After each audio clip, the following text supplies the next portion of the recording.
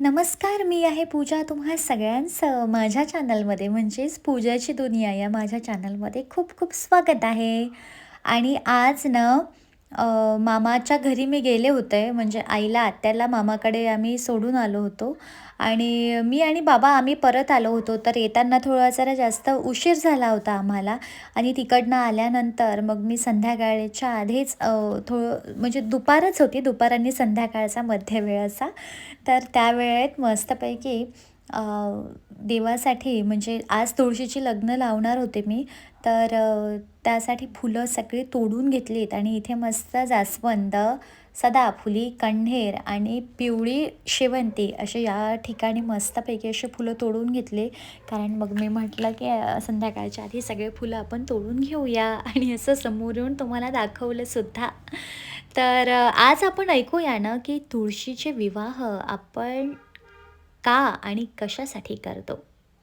तर चला, मस्त आजची ही कथा या ठिकाणी ऐकूया. तर असं म्हणतात, की भगवान विष्णू कार्तिक महिन्यातील देव उठणे एकादशीला संपूर्ण 4 महिने झोपल्यानंतर उठतात. तेव्हा तुळशीचे लग्न लावतात. भगवान विष्णूला तुळशी ही खूप प्रिय आहे, आपल्या सगळ्यांना माहितीच आहे. आणि तुळशी ही लक्ष्मीचे स्वरूप मानले जाते. आणि आपल्या हिंदू धर्मातनं तुळशीला पापनाशिनी असं म्हणतात. आणि या तुळशी मातेला अनन्यसाधारण असं महत्त्व आहे. आणि तुळस ही वनस्पतीसुद्धा आहे, म्हणजे आपण तिला अ, आरोग्याच्या दृष्टीने सुद्धा तुळशीचे खूप महत्त्व आहेत. तर अशी ही तुळशीची जी अ, विवाहाची जी कथा आहे तुळशीची, तर ती आता आपण ऐकूया. तर पौराणिक कथेनुसार ना, एकदा महादेवाने आपले तेज समुद्रात टाकून दिले होते. आणि त्यांच्या त्या तेजामुळे ना महातेजस्वी असा बालक जन्माला आला होता. आणि या बालकाचं नाव होतं जालंधर. आणि हा जो जालंधर होता ना, तो एक पराक्रमी असा राक्षस वंशामधला राजा बनला. आणि त्याच्या राज्याचे नाव होतं जालंधर नगरी. दैत्यराज कालनेमी यांची कन्या वृंदा हिचा विवाह जालंधराशी झाला होता. आणि जालंधर हा महाराक्षस होता. आपल्या पराक्रमासाठी त्याने माता लक्ष्मी यांना प्राप्त करण्याच्या इच्छेने युद्ध केले. पण त्याचा जन्म सागरातून झाल्याने देवी लक्ष्मीने त्याला भाऊ म्हणून स्वीकारले. आणि तिथून जालंधर हा पराभूत झाल्यानंतर देवी पार्वतीला प्राप्त करण्यासाठी तो कैलास पर्वतावर गेला. आणि त्या जालंधराने महादेवाचं रूप धारण करून तो पार्वती मातेच्या जवळ गेला. परंतु पार्वती मातेने आपल्या तपस्येने आणि सामर्थ्याने लगेच ओळखलं की हा जालंधर आहे आणि त्या अंतर्ध्यान झाल्या. आणि देवी पार्वतीने क्रोधित होऊन ही सगळी कथा भगवान विष्णूंना सांगितली. जालंधराची पत्नी वृंदा ही अतिशय धार्मिक होती. जालंधर तिच्या पुण्यधर्माच्या सामर्थ्याने कधी मारलाच गेला नाही. तर जालंधराचा नाश करण्यासाठी वृंदाचा जो पतिव्रता धर्म आहे तो मोडणे आधी आवश्यक होता. आणि त्यामुळेच भगवान विष्णू ऋषींच्या अवतारात जंगलात पोहोचले. आणि वृंदासुद्धा त्या जंगलातून एकटीच जात होती. विष्णूसोबत 2 राक्षस होते, ज्यांना बघून ती फार घाबरली. आणि ऋषींनी वृंदासमोर क्षणार्धात त्या दोन्ही राक्षसांचा वध केला. त्यांची शक्ती पाहून वृंदाने कैलास पर्वतावर महादेवाशी युद्ध करत असलेल्या आपल्या पतीबद्दल विचारले. आणि जे विष्णू भगवान ज्यांनी ऋषीचं रूप धारण केलं होतं, तर ऋषींनी आपल्या भ्रमाच्या सापळ्यातून 2 वानर प्रकट केले. एका माकडाच्या हातात जालंधराचे डोके आणि दुसऱ्या माकडाच्या हातात धड होते. पतीची ही अवस्था पाहून वृंदा फार दुःखी झाली. आणि तिने आपल्या पतीला जिवंत करण्यासाठी ऋषीदेवाकडे म्हणजेच विष्णूकडे विनवणी केली. आणि भगवंतांनी पुन्हा आपल्या भ्रांतीने जालंधराचे मस्तक शरीराला जोडले. पण त्यांनी स्वतःही त्याच्या शरीरात प्रवेश केला. आणि वृंदाला या फसवणुकीची किंचितही जाणीव झाली नाही. वृंदा परमेश्वरासोबत पतीप्रमाणे वागू लागली आणि त्यामुळेच वृंदाचे जे पावित्र्य होते ते नष्ट झाले. आणि हे घडताच वृंदाच्या पतीचा म्हणजेच जालंधराचा युद्धात पराभव झाला. आणि जेव्हा वृंदाला ही सर्व लीला कळली तेव्हा तिला राग आला आणि तिने भगवान विष्णूला हृदयहीन शिला असल्याचा श्राप दिला. आणि भगवान विष्णूने आपल्या भक्ताचा श्राप स्वीकारला आणि शाळीग्राम दगडात ते विलीन झाले. आणि विश्वाचा निर्माता दगड झाल्यामुळे विश्वात असंतुलनाची परिस्थिती निर्माण झाली होती.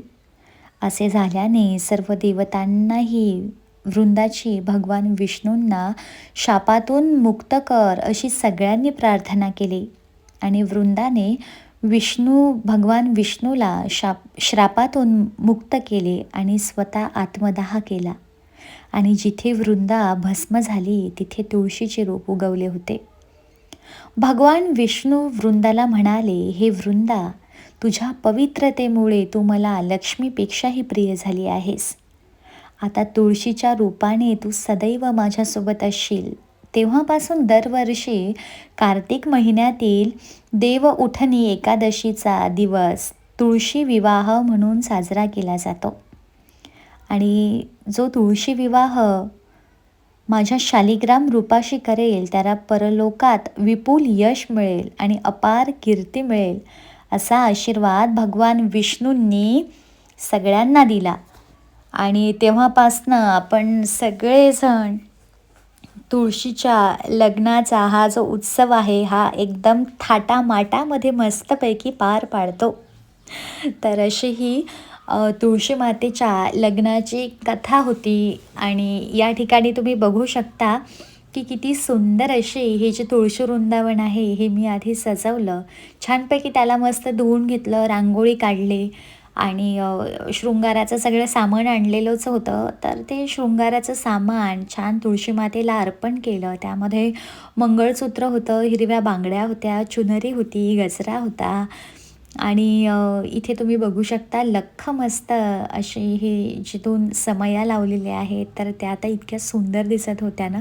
आणि बाजूलाच श्रीकृष्णांची मूर्ती छानपैकी अभिषेक घातला दुधाने, पंचामृताने आणि असं करत छानपैकी मस्त तुळशीच्या विवाहाला सुरुवात केली.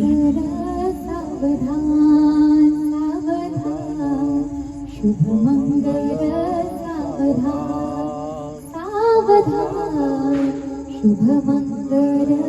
सावधान स्वस्ति श्री गणनायकं गजमुखं मोरेश्वरं सिद्धिदं बल्लाळो मुरुडं विनायकमहं चिंतामणि धीवरं लेण्याद्रि गिरिजात्मकं सुरवरं विघ्नेश्वरं आणि मी आणि बाबांनी ना आम्ही दोघांनी मिळून इतकं छानपैकी मस्त तुळशीचं लग्न या ठिकाणी लावलं होतं ना. कारण आम्ही बाबा आणि आम्ही दोघंच आमच्या घरी होतो. तर या ठिकाणी तुम्ही बघू शकता आधी तर मी इतकं छान वातावरण तयार केलं होतं ना, मस्तपैकी सनई लावली होती. आणि त्यामुळे मला तर असं वाटत होतं की साक्षात जसं कुणाचं लग्नच होत आहे. आणि लाईटमध्येच गेलेली होती आमची. आणि लाईट आल्यानंतर तर एवढं सुंदर तुळशी वृंदावन वाटत होतं ना की प्रसन्न असं वातावरण झालं होतं, एकदम सकारात्मक. तर ह्या अशा ज्या आपल्या परंपरा आहेत ना तर त्याच्यामागं फार मोठं शास्त्र आहे. आणि ह्या सगळ्या गोष्टी करायला मला आवडतं सुद्धा आणि मी अतिशय आनंदाने सुद्धा ह्या गोष्टी करते. तर छानपैकी हा जो रांगोळीचा ओटा आहे याच्यावरती बोर, भाजी, आवळा आणि कृष्णदेव सावळा अशी मस्तपैकी सुंदर रांगोळी काढली होती. आणि त्यानंतर आत्या आणि आई जेव्हा घरी आल्या होत्या ना तेव्हा आत्यांनी आमच्या छानपैकी मस्त आमच्या मामाच्या मळ्यामधले ना खूप सगळे लिंबू आणले होते आणि त्या लिंबूचं लोणचं इथे आत्याने मस्त आम्हाला घालून दिलं होतं. 2 प्रकारचे छानपैकी मस्त लिंबाचे लोणचे बनवलेत आणि आत्यानी 2 प्रकारचे मस्त लोणचे घालून दिले होते. एक हे लिंबूचं आणि लिंबू आणि मिरची हे सगळं याच लिंबाचा रस आणि छानपैकी बारीक कट केलेली मिरची मस्त टाकली आणि त्याची बरणीसुद्धा भरून घेतली. आणि आत्या करत होत्या, मी बघत होते आणि काही आमच्या गप्पा गोष्टी चालू होत्या. आत्या मला टिप्स देत होत्या. जशी मी फार सुगरण आहे ह्या सगळ्या गोष्टींमध्ये. तर हे झाल्यानंतर मस्तपैकी लोणच्याचा आस्वाद घेतला आहे आम्ही. तर असा आमचा दिवस